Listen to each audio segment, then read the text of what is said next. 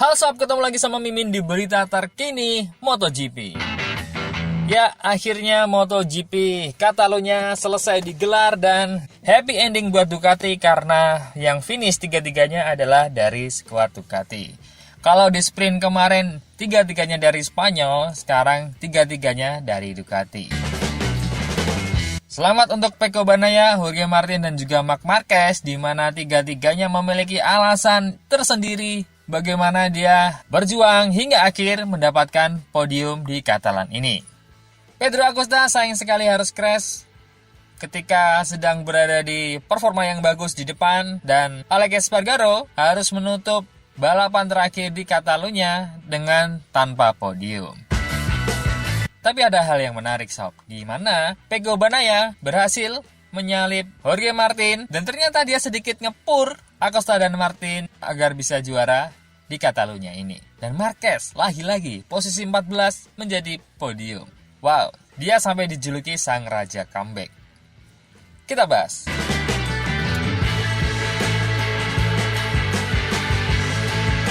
Ya, kita bahas dari sisi Pecco Bagnaia dulu, yaitu ada penebusan di tikungan keramat, dan Pecco Bagnaia mengakui sengaja dia ngefur dalam bahasa kita ya, ngefur Martin dan Acosta untuk memanajemen bannya dengan baik di balapan kali ini. Bagnaia akhirnya menyudahi kegagalan yang gak pernah finish pada 2 tahun terakhir di sirkuit de Catalunya Barcelona. Bagnaia ini selalu gagal finish dan terjatuh pada GP Catalunya tahun 2022 dan juga 2023. Nah, hasil minor tersebut bahkan masih berlanjut sampai sprint kemarin sob.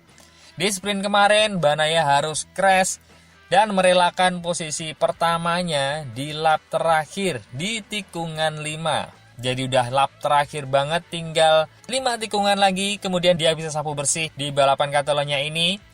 Namun tampaknya dia harus crash dan apes, dan bahkan dia sempat menyalahkan motornya. Kemenangan yang sudah depan mata itu sirna karena Bagnaia tergelincir. Nah, tapi di balapan utama, Bagnaia mencoba lebih baik dengan berhasil memimpin jalannya balapan sejak lap pertama. Akan tetapi, Bagnaia sempat kehilangan posisi pertamanya yang dikudeta oleh Jorge Martin dari Prima Pramac Racing. Dia bahkan sempat turun ke tempat ketiga setelah Pedro Acosta juga berhasil menyalipnya. Nah, dalam balapan semalam ini sob, ini kita ingat banget bahwa ketika Pecco Bagnaia disalip 2 rider di depan dan kemudian dia ada di posisi ketiga, dan saat itu dia duel dengan Marc Marquez. Tapi kali ini semua berjalan dengan baik. Nah, di sini nih, dengan Bagnaia membiarkan Martin dan Acosta melewatinya, hal itu ternyata sudah direncanakan oleh Bagnaia yang merupakan bagian dari strateginya. Bagnaia mengatakan, "Saya masih memikirkan hari Sabtu dan 2 tahun terakhir. Ini bukan hanya kemenangan. Ini sangat berarti bagi saya. Startnya bagus. Saya ingin berkendara sekonsisten mungkin. Saya tidak ingin memaksakan diri sekeras Martin dan Acosta. Itu adalah keputusan yang tepat. Saya bisa mengendalikan kecepatan pada akhirnya." Bagnaia kemudian mengungkit bahwa dia bisa saja mengakhiri akhir pekan dengan poin sempurna jika dia tidak terjatuh pada tikungan 5. Tapi nyatanya, dia berhasil menyalip Martin di tikungan yang membuatnya terjatuh sehari sebelumnya untuk posisi pertama dalam balapan kemarin sob. Bisa saja ada 37 poin di sini, tapi kami sudah memikirkan Mugello, kata Bagnaia. Pedro Acosta menyalip saya, tapi saya melihat bahwa ban depan Acosta bermasalah. Saya kemudian menyadari setelah 10 lap bahwa strategi itu berhasil. Saya memutuskan untuk menyalip Martin di tikungan 5. Juga karena apa yang terjadi pada hari Sabtu, saya ingin melakukan itu, dan itu berhasil dengan baik, kata Bagnaia. Bagnaia memberikan isyarat Favanculo di tikungan 5, yang berarti persetan denganmu. Ya, itu memang gestur yang biasa dilakukan dalam ungkapan yang sebenarnya agak kasar sih, cuman karena ini ditujukan ke tikungan, jadi mungkin ya it's fine, baik-baik aja sob. Tikungan itu membuat saya kehilangan 1 poin, kata Bagnaia. Tikungan 5 kali ini sangat sulit, banyak sekali terjadi kecelakaan. Bagnaia kemudian mengungkapkan antusiasme untuk menghadapi pada seri ke-7 di sirkuit Mugello yang akan bergulir pekan depan. Mugello dan Misano adalah akhir pekan favorit saya, kata Bagnaia. Kami melakukan pekerjaan dengan baik pada hari Sabtu, menyiapkan motor dengan sangat baik, melakukan setup dengan benar. Sekarang saya tidak sabar untuk balapan di kandang saya. Nah, Yang jadi unik di sini sob, seperti pada yang dibahas oleh semua di media bahwa kemenangan di GP Spanyol ini uniknya dikuasai oleh seorang Itali. Jadi pasti publik Spanyol lumayan gregetan karena GP Spanyol malah dikuasai oleh pembalap-pembalap Italia, sob. Nah, tapi nggak sampai di situ. Di sirkuit Mugello dan Misano itu bisa jadi pembalasan bagi rider-rider Spanyol untuk gantian menguasai Italia. Pasti minggu depan bakalan lebih seru, sob.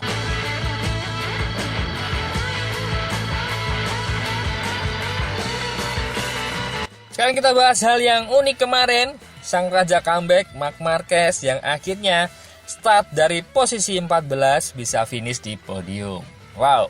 Nah, yang unik di sini adalah Marc Marquez berjudi dan terpaksa harus melakukan judi itu untuk bisa memaksimalkan potensi motornya agar bisa mendapatkan hasil terbaik. Judinya adalah di antara semua rider yang menggunakan ban medium, Marc Marquez menggunakan konfigurasi medium soft, yaitu soft di ban depannya. Dan disinilah hebatnya timnya Marc Marquez yang sudah menghitung bagaimana kesempatan yang bisa dia lakukan untuk memaksimalkan motornya jika dia memakai ban soft. Dan terbukti setelah perhitungan yang matang dan perjudiannya, Marc Marquez bisa merangsek dari posisi 14 sampai podium. Lagi-lagi comeback. Yang kemarin posisi 12 menjadi posisi 2, kini posisi 14, bahkan lebih buruk bisa podium 3. Ya memang balapan kemarin itu berakhir manis buat Marc Marquez. Bagaimana tidak, rider berjuluk Baby Alien tersebut mengawali lomba 24 putaran ini dengan start yang kurang ideal, sob. Kita semua tahu bahwa dia start dari posisi 14. Tapi walaupun demikian, mentalitas juara tetap ada dalam benak Marc Marquez yang melaju di atas motornya GP23. Dan sejauh ini dia adalah rider dengan motor GP23 terbaik di Ducati saat ini. Nah, peraih 8 gelar juara dunia itu menuntaskan balapan dengan meraih finish di urutan ketiga berkat usaha kerasnya. Aksi manuver melewati Espargaro dari Aprilia di lap-lap terakhir menggenapkan podium Marquez di seri ke-6 MotoGP 24 ini, sob. Rider berusia 31 tahun itu juga berhasil melakukan comeback ketika tampil pada sesi sprint sebelumnya di GP Catalunya kemarin. Nah, usai melakoni balapan tersebut, Marquez mengaku bahwa dirinya melakukan perjudian besar dengan memilih ban kompon soft dalam balapan utamanya kali ini. Ya, kemenangan ini menjadi kemenangan emosional yang ditunjukkan di selebrasinya yang lagi-lagi dia berjoget sob seperti pada balapan-balapan sebelumnya. Menjadi emosional karena perjudiannya ternyata memang berhasil. Nah, dari rider yang menang di GP kali ini, yaitu Pecco dan juga Martin, dua-duanya memakai ban kompon medium. Memang Marquez memilih hal yang berbeda sendiri. Sebenarnya dia sempat kesulitan ketika di awal-awal balapan karena dia harus mengalami start yang kurang baik berbeda dengan pada saat sprint kemarin. Start Marc Marquez kurang oke yang membuat dia stuck di posisi 10 dan bahkan dia sempat lama berduel dengan Morbidelli dan akhirnya di akhir-akhir balapan dia bisa mengungguli Morbidelli dan bahkan Morbidelli malah crash. Aduh, sayang sekali sih Morbidelli. Padahal dia dapat posisi yang bagus kali ini. Dengan tekadnya, Marquez mengatakan bahwa saya hanya konsisten bagaimana melakukan semua serapi mungkin, bagaimana melakukan semuanya tanpa kesalahan di jalur saya. Saya tidak bisa memaksa ban soft kompon ini untuk bekerja lebih keras karena itu beresiko tinggi. Namun, ban kompon soft ini juga membantu saya dalam untuk bisa berakselerasi dengan baik dan menjaga ritme balapan saya sehingga saya bisa melalui banyak rider. Dan akhirnya itu berhasil dan bahkan dia di lap-lap terakhir berduel dengan Alex Espargaro dan dia sampai meminta maaf kepada Espargaro usai mendapatkan posisi ketiga karena ini adalah momen terakhir dia mengaspal di Catalunya. Saya mencoba untuk maju lebih kencang tapi bannya sudah habis, kata Marc Marquez. Tapi saya bisa mempertahankan posisi jadi saya sangat senang.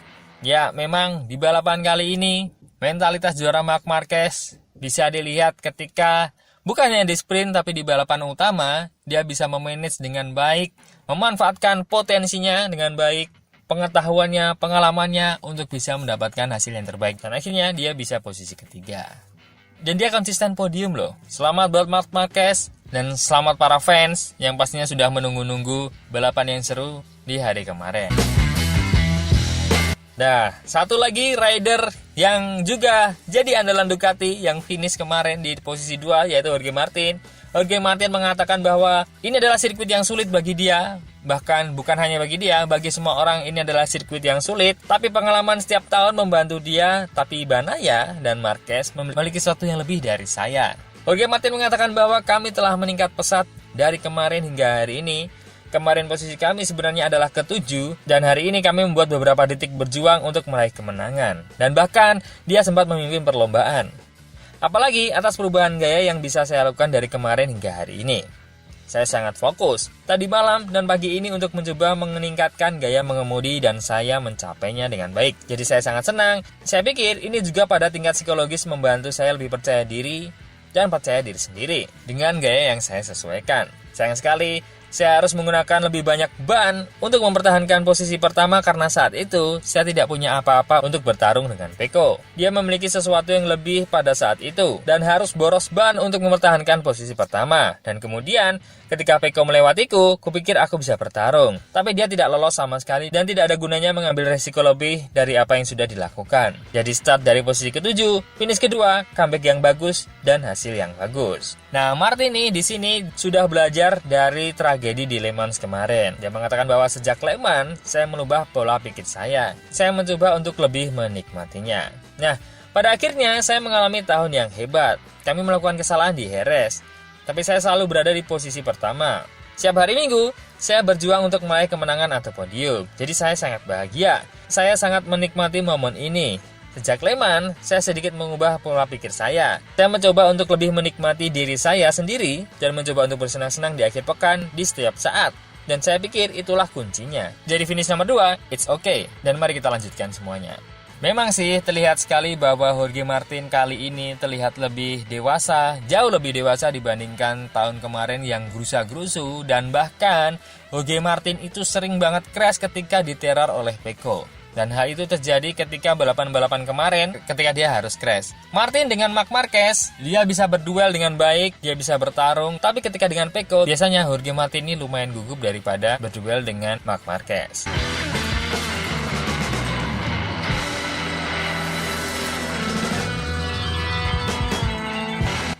Beralih ke sang rookie Pedro Acosta, sayang sekali Acosta harus mengakhiri balapan di posisi 14 karena crash saat sedang berada di posisi kedua. Ya memang Acosta memiliki kecepatan yang fantastis dan bahkan dia podium di sprint race kemarin tapi harus apes ketika di balapan utamanya.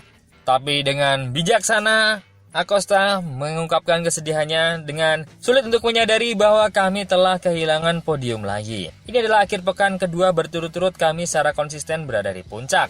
Itu adalah akhir pekan yang kompetitif kedua di mana kami benar-benar melakukannya dengan baik. Bahkan dengan pilihan ban yang lunak. Itu adalah pilihan yang bagus, yang agak rumit.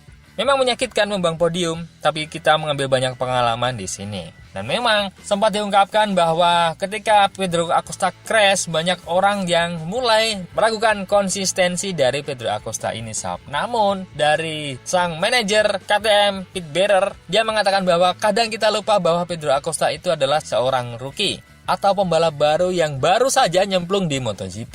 Dan juga karena dia digadang-gadang sebagai bocah yang spektakuler, bocah yang memiliki skill yang mumpuni dan akhirnya membuat orang lupa bahwa dia adalah seorang pemula di balapan MotoGP ini. Ekspektasi yang tinggi itu menjadi terpatahkan karena memang Pedro Acosta lumayan sering crash yang membuat dia kehilangan posisi-posisi bagus. Tapi bisa diingat, ini baru tahun pertamanya dan bahkan belum ada setahun. Ketika nanti pengalaman sudah terkumpul, pasti Acosta akan menjadi seorang Rossi dan seorang Marc Marquez di masa depan. Namun, tantangan juga harus diambil ketika nanti regulasi berbeda karena semua hal bisa jauh berbeda ketika ada aturan baru di 2000. So, overall, balapan yang menarik untuk 3 Ducati, namun kurang menarik untuk pabrikan-pabrikan lainnya. Dan untungnya ketika Ducati ini lagi-lagi dari 3 tim yang berbeda. Sejauh ini, memang Ducati masih menunjukkan bahwa dia adalah tim terbaik di tahun 2024 ini. Apa kita bakal sering-sering lihat 3 jagoan Ducati ini di podium? Tapi kira-kira lama-lama bosan nggak ya? Kalau itu terlalu sering terjadi, menurut teman-teman gimana? Coba komen.